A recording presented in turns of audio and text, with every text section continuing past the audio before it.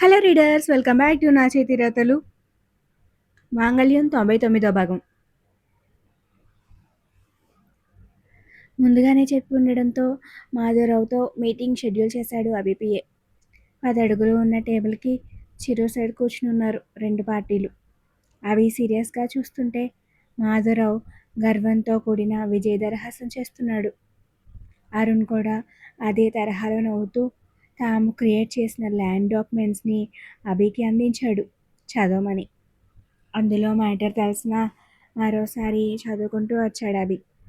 మనం ఏ దృష్టితో చూస్తే ఎదుటివాడు మనకి అలాగే కనిపిస్తాడనే సిద్ధాంతం ప్రకారం అభి సీరియస్ ఫేస్తో చదువుతున్న మాధవరావు అరుణ్కి అతను కంగారు, కోపం కలిగి భయపడుతున్నాడు అన్న ఫీలింగ్తోనే కలిగిస్తుంది. ల్యాండ్ పేపర్స్ చూపించి తమ డిమాండ్స్ అడగడానికి సిద్ధమయ్యారిద్దరు.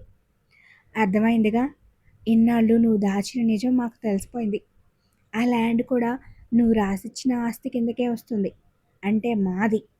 మాకు చెప్పకుండా సంవత్సరంన్నర నుంచి ఆ ల్యాండ్ వాడుకొని కంపెనీ కట్టుకొని లాభాలు సంపాదించావు. భేష్, మాకు తెలియనివ్వకుండా చాలానే నడిపావు. కానీ ఇక ముందు అలా జరగదు. ఇప్పుడు మా ల్యాండ్ కోసం మేము కోర్టుకి వెళ్తాము అన్నాడు మాధురావు. కోర్టుకి వెళ్ళాలనుకుంటే డైరెక్ట్గా నోటీస్ పంపించేవాళ్ళు, ఇలా మీటింగ్ పెట్టరు. మీకేం కావాలో చెప్పండి అన్నాడు అభి డాక్యుమెంట్స్ పక్కన పడేస్తూ. వాటిని జాగ్రత్తగా తీసుకుని ఏమిస్తావు? ల్యాండ్ నాదే కాబట్టి అందులో ఉన్న కంపెనీ కూడా నాదే కదా అన్నాడు మాధవరావు నవ్వుతూ. నువ్వు నా కంపెనీ దాకా వస్తే నేను నీ పెద్ద కొడుకు పెళ్లి వరకు వెళ్ళొస్తా. అసలు నా ఆస్తి మీకు ఎలా వచ్చిందో తెలుసుకుందాం. ఇన్ కేస్ నేను గెలిస్తే నాది నాకు తిరిగి ఇవ్వడానికి ఈ జన్మ చాలదు మీకు. గెలిస్తే కదా, అది ఎప్పటి సంగతో కానీ ఇప్పుడు నీ కంపెనీ నా చేతిలో ఉంది. దాని గురించి ఆలోచించు అన్నాడు. ఏదో చిచ్చుకునే వచ్చుంటారుగా, చెప్పండి. మీకే ఐడియా లేకపోతే ల్యాండ్ నేను కొనుక్కుంటాను, అమ్మేయండి అన్నాడు అభి. అది మాత్రం జరగదు. మరి మీ డీల్ చెప్పండి. ఎంతకాలం ఫ్రీగా వాడుకున్న దానికి డబ్బు చెల్లించు. నీ కంపెనీ దయ వల్లే ల్యాండ్ రేటు కూడా పెరిగింది కాబట్టి దాని ప్రకారమే అమౌంట్ ఫిక్స్ చేస్తాను. నీ కంపెనీ నీకు కావాలనుకుంటే మేము చెప్పిన మొత్తానికి ఒప్పుకొని ల్యాండ్ లీజ్కి ఒప్పుకో, లేదంటే కంపెనీ కూల్చేయి అన్నాడు మాధురావు. నాకు ఓకే అన్నాడు అభి. అంత త్వరగా ఒప్పేసుకుంటాడని ఊహించుక. ఎంతైనా ఓకేనా అని మరోసారి అడిగాడు మాధురావు. నీ గురించి తెలిసి కూడా బేరాలు ఆడితే టైం వేస్ట్ తప్ప లాభం ఏం రాదు నాకు అన్నాడు అభి. మంచిది. దాంతోపాటు ఒకప్పుడు నేను స్వయంగా వచ్చి అడిగినా ఒప్పుకొని షరతు కూడా అంగీకరించాలి. అదే, నీ కంపెనీలో నాకు షేర్స్ ఇవ్వాలి. ఓకే దెన్, కోర్టులో కలుద్దామని లేచేశాడు అభి. డాడీ, బుద్ధుందా నీకు? ఈ కండిషన్ మనం అనుకోలేదుగా అని కోపంగా అన్నాడు అరుణ్. ఇది కూడా చేస్తే మంచిదేగా అని. ఆహా, ఇప్పుడు చూడు కోర్టు అంట, వెళ్ళు, ఉన్నవి కూడా వదులుతాయని విసుగ్గా అన్నాడు. సరే సరే, ఓకే అభి, ల్యాండ్ లీజ్ వరకు డీల్ చేసుకుందాం అన్నాడు మాధవరావు వెళ్ళిపోతున్న అభిని చూసి. అతను వెనక్కి వచ్చాడిక. ఫ్యూచర్లో ఏరియా వాల్యూ బట్టి రేట్ పెరుగుతుంది అంటూ ఆల్రెడీ రెడీ చేసి పెట్టుకున్న పేపర్స్ ఇచ్చాడు మాధవరావు.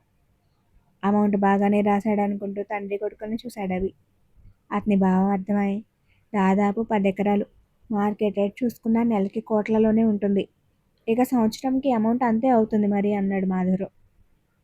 ఎంత ఎక్కువ రాస్తే అంత మంచిదని లోపలే నవ్వుకొని, డబ్బులు 2 రోజుల్లో అరేంజ్ చేస్తాను అన్నాడు అవి.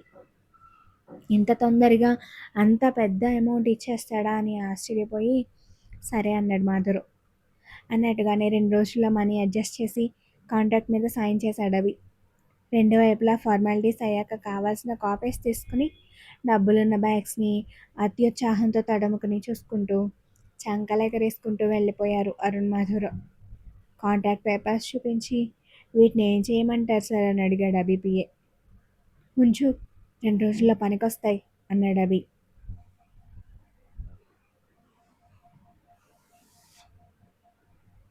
తర్వాత రోజు ఉన్న కంపెనీనే కాకుండా కోట్లు కుమ్మరించి తెచ్చే మరో మార్గం అప్పనంగా దొరికిందని ఆనందంతో, ఆర్థిక భరోసా కలిగిన ప్రశాంతతతో రాత్రి అంతా మొద్దు నిద్ర పట్టి ఆలస్యంగా లేచి హాల్లో పేపర్ చదువుతున్నాడు మాధురు. అప్పుడే లగేజ్తో కిందకు వచ్చిన కోడల్ని, వెనకే ఉన్న కొడుకుని చూసి ఎక్కడికి వెళ్తున్నారు అని అడిగాడు. మా ఇంటికి అంది శ్రావణి. ఎప్పుడు లేనిది కొత్తగా ఏంటనుకుని, మీ ఇంటికా? ఇప్పుడెందుకు? వరుణ్ నువ్వు కూడానా అని అడిగాడు. కాదు, నేను వెళ్ళిపోతున్నాను శాశ్వతంగా అంది శ్రావణి. ఏంటి శాశ్వతంగానా అంటే? అరుణ్ కూడా షాక్ అయ్యాడు ఈ డెసిషన్ ఊహించక. సుమతి మాత్రం అంతా తెలిసినట్టు ఓ పక్కన నిలబడ్డారు. అవును డాడీ, శాశ్వతంగా మేమిద్దరం విడాకులు తీసుకున్నామన్నాడు వరుణ్. అదిరిపడ్డాడు మాధవరావు. విడాకులా? విడాకులేంట్రా? తీసేసుకున్నారా? ఎప్పుడు అని అడిగాడు. కొన్ని రోజుల క్రితం. మొన్ననే విడాకులు శాంక్షన్ అయ్యాయి. శాంక్షన్ అయిపోయాయా? అంటే నీ నిర్ణయం నువ్వు తీసేసుకున్నావా? మాకేం సంబంధం లేదా? నాతో ఒక్క మాట చెప్పకుండా కోర్టు వరకు వెళ్ళొచ్చావా? బాధ కోపం కలగలిపి అడిగాడు మాధురావు. ఇది నా జీవితం కాబట్టి డెసిషన్ కూడా నాదే డాడీ. అయినా నువ్వు తనని కోడలుగా చేసుకోవడానికి కారణం వేరు. ఆ పని అప్పుడే అయిపోయింది. ఇప్పుడు మేము విడాకులు తీసుకుంటే నీకేంటి బాధ? గత కొన్నాళ్లుగా కఠినంగా ఉంటున్న వరుణ్ నుంచి ఎదురు ప్రశ్నలు మాత్రం ఊహించలేదు మాధురావు. ఆస్తి కోసం మాత్రమే శ్రావణిని నీకిచ్చి పెళ్లి చేయలేదురా. నువ్వు ఆ అమ్మాయిని ప్రేమిస్తున్నావని తెలిసి చేశాను. అప్పుడైనా ఇప్పుడైనా నీ సంతోషమేరా నేను కోరుకునేది అని బాధగా వచ్చాయి మాధవరావు మాటలు. అయితే ఇది కూడా యాక్సెప్ట్ చేయి డాడీ.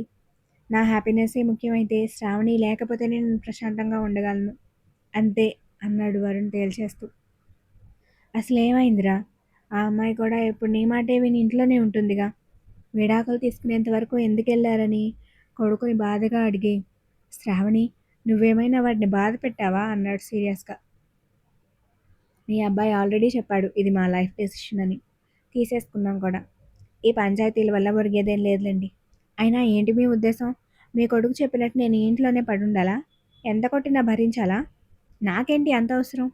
అందుకే నా దారి నేను చూసుకుంటున్నా అని పెడసరంగా బదిలిచ్చింది. అరుణ్ ముందు షాక్ అయినా ఇదే మంచిదనుకుని సైలెంట్గా నిలబడ్డాడు. కానీ కొడుకు జీవితం ఏమైపోతుందో అని మాధవ్ భయపడుతున్నాడు. సుమతి అంటూ భార్యను వెతుక్కుని, సుమతి నువ్వైనా చెప్పు వాడికి. ఏదైనా ప్రాబ్లం ఉంటే పరిష్కరించుకోవాలి కానీ విడాకుల దాకా ఎందుకు వెళ్ళడం? సంవత్సరం నుంచి బాగానే ఉన్నారుగా వాళ్ళు. నువ్వు చెప్పు వింటాడు అన్నాడు. వరుణ్కే కాదు, ఆ అమ్మాయి వాడికి భారీగా ఉండడం నాకు కూడా ఇష్టం లేదండి. మీరైనా అప్పుడు వాడికి ఇష్టమని పెళ్లి చేశారుగా. ఇప్పుడు కష్టం అంటున్నాడు. వదిలేయమనే కదా చెప్పాలి. ఎందుకీ ఆరాటం? అయినా పెళ్లి పెటాకులైతే మీకు సంతోషమేగా. ఓ, ఇక్కడ మీ కొడుకు జీవితం కదూ, అందుకే నొప్పిగా ఉన్నట్టుంది. అలవాటైపోతుందిలేండి అందేపి పొడిచారు సుమతి. తేజు అభి విడిపోయారని తెలిసినప్పుడు ఆనందపడ్డాడని గుర్తు చేస్తూ. ఎవరూ వినేలా లేరని తల పట్టుకున్నాడు మాధవరావు. అప్పుడే చెల్లిని తీసుకెళ్ళడానికి శరణొచ్చాడు. మాధవరావు అతన్ని కూడా అడిగాడు శ్రావణికైనా సర్ది చెప్పమని. తను మా నిర్ణయాలు గౌరవించేదే అయితే ఈ ఇంటికి కోడలుగా వచ్చేదే కాదు. ఇప్పుడు మాత్రం ఏమింటుంది అని శ్రావణిని తీసుకుని వెళ్ళిపోయాడు. అరుణ్, వరుణ్, సుమతి ఎవరి పని వాళ్ళు చూసుకున్నారు. ఏం చేయలేక నిస్సహాయంగా నిలబడిపోయాడు మాధురు. అసలు ఎందుకు, ఎప్పుడు, ఎలా, ఏం చెప్పలేదు తనకి. ఆ ప్రశ్నలే బుర్రలో తిరుగుతున్నాయి. అవి చెప్పాలంటే ఇంకా చాలా చెప్పాలని వరుణ్ మాట్లాడలేదు. భారతితో మాట్లాడడానికి ఫోన్ చేసినప్పుడు తేజు అభి మధ్యలోకి వస్తే నీ గురించి మీ ఇంట్లో చెప్పేస్తాను, నీ కాపురం ఏమైపోయినా నాకు అనవసరం అని మాల్ని వార్నింగ్ ఇవ్వడంతో చాలా భయపడింది శ్రావణి. అందరికీ నిజం తెలిస్తే తనని ఏ రకంగా ఇంట్లోంచి గెంటేస్తారో అని ఊహించుకుని ఆ పరిస్థితి రాకముందే తన విడాకులు తీసుకుని మరణం కింద ఆస్తి కూడా లాక్కొని వెళ్ళిపోవాలని డిసైడ్ అయింది. ఆ రోజే విడాకుల పేపర్స్ తీసుకొచ్చి సైన్ చేసి మరీ వరుణ్కిచ్చింది. అప్పటికే అభి ద్వారా అతనికి నిజం తెలిసినా ఆమె మారిందనుకున్నాడు. కానీ డివోర్స్ పేపర్స్ చూసి కొయ్యబారిపోయాడు. నాకు పిల్లలు పుట్టరు, మీ ఇంట్లో తెలిసినా ఊరుకోరు, నువ్వు వేరే పెళ్లి చేసుకోవారునని 4 సెంటిమెంట్ డైలాగ్స్ కొట్టగానే మళ్ళీ కరిగిపోయాడు. ససేమీరా ఒప్పుకోలేదు. శ్రావణి మెల్లగా ఒప్పించాలనుకుంది. అదే టైంలో అభి శ్రావణి ఆ కంపెనీకి రాకూడదని బెదిరించడంతో వరుణ్ని విడాకులకి ఒప్పించొచ్చని వరుణ్ ఆఫీస్కి షిఫ్ట్ అయింది. ఎప్పుడైతే తనకి అబద్ధం చెప్పి అభి కోసం ఆఫీస్కి వెళ్ళి శేషుతో కారులో కనిపించిందో అప్పుడే వరుణ్ రియలైజ్ అయిపోయాడు. అప్పటికే ఆమె మీద మెల్లగా కలిగిన అనుమానానికి తోడు శేషుతో తేజుకి యాక్సిడెంట్ చేయించమనడం, అభి మీద పంతంతో అతన్ని వదలకుండా తిరగడం, భారతికి ఫోన్ చేయడం, కంపెనీ గురించి మాధవరావుతో మంతనాలు, అన్నీ వెరసి అభి అన్నట్టు ఆమెలో ఏమాత్రం మార్పు లేదని నిర్ధారణకు తీసుకొచ్చే వరుణ్ణి. ఆమెను ఇంట్లో బంధించేసి డివోర్స్ పేపర్స్ మీద సంతకం చేసేశాడు. అవి కోర్టులో సబ్మిషన్కి కూడా ఇచ్చేశాడు. ఇదంతా అభికి తెలుసు. అందుకే తేజు అడిగినప్పుడల్లా శ్రావణి మన లైఫ్ నుంచి వెళ్ళిపోవడానికి కొంత టైం పడుతుంది, కొంతకాలం ఆగాలి అనేవాడు. భారతి హాస్పిటల్లో అడ్మిట్ అయ్యారని తెలియగానే శ్రావణిని మరింత కట్టుదిట్టం చేశాడు వరుణ్. తేజు అభి విడిగానే ఉంటున్నారని తెలిసి ఇంకేదో సాధించాలని వేరే పనులేం పెట్టుకోక శ్రావణి తన విడాకులు తను తీసుకుని వెళ్ళిపోవాలనుకున్నారు అభి వరుణ్. శ్రావణి కూడా అలానే ఆలోచించింది. కాకపోతే అప్పుడప్పుడు వరుణ్ కోపానికి బలయ్యేది. మాధవరావు అరుణ్ ప్రాపర్టీస్ అమ్మేసి కొత్త కంపెనీలో ఇన్వెస్ట్ చేస్తామంటే అవి ఎలాగూ తనవే కాబట్టి విడాకులు తీసుకున్నాక అభి కంపెనీలో ఉన్న మాధవరావు షేర్స్ కూడా భరణం కింద తీసేసుకుని వెళ్ళిపోవాలనుకుంది. కానీ విధి వెక్కిరించి ఇన్వెస్ట్మెంట్ పెట్టిన కంపెనీ మూతపడింది.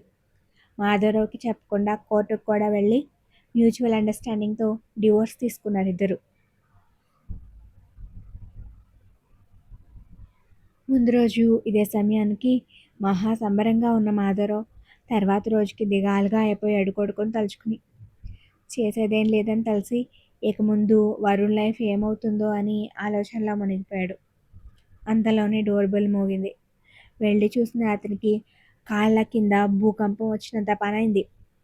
తన మామగారైన జగదీష్ తన కోసం కొన్న స్థలాన్ని మాధవరావు అక్రమంగా అనుభవిస్తూ బిజినెస్లకి లీజుకి ఇస్తూ తన ప్రాపర్టీని ఇష్టానికి వాడుకుంటున్నాడని తేజు పంపించిన కోర్టు నోటీస్ అది. మాధవరావుకి అప్పటికి అర్థమైంది. ఆ స్థలం కొన్నట్టు జగదీష్ తనతో మాట వరుస కూడా ఎందుకు చెప్పలేదో, ఎందుకు తెలియనివ్వలేదో. అతన్ని గమనించి ఆ నోటీస్ చదివిన అరుణ్ పరిస్థితి కూడా తండ్రికి భిన్నంగా ఏం లేదు. ఇప్పుడు ఎలా డాడీ అన్నాడు కంగారుగా. అన్నయ్య ఈ స్థలం కొన్నది తేజు కోసమా? ముందే తెలుసుకోలేదు మనం. ఎలా అనుకుంటూ బిగుసుకుపోయాడు మాధురావు. ఏం చేయాలా అని ఇద్దరు తర్జన భర్జనలు పడుతుండగా కాలింగ్ బెల్ మరోసారి మోగింది. ఫేక్ డాక్యుమెంట్స్ చూపించి ల్యాండ్ లీజ్కి ఇచ్చి తన దగ్గర కోట్ల రూపాయలు తీసుకున్నాడు, తిరిగి ఇవ్వాలని అభి పంపిన నోటీస్ అది. ఇద్దరికి ప్రాణం పోతున్నట్టు అనిపించింది. డబ్బు చేతికి వచ్చినట్టే వచ్చి వెళ్ళిపోతుందని. ఇలా కాదు, డబ్బులు నేను చచ్చినా తిరిగి ఇవ్వను అనుకుంటూ తండ్రి రూమ్కి వెళ్ళి మనీ బ్యాగ్స్ తీశాడు అరుణ్. మరుక్షణం డాడీ అని అరిచిన అరుపుకి ఆ వయసులో కూడా పరిగెత్తుకుంటూ పైకి వెళ్ళాడు మాధురావు.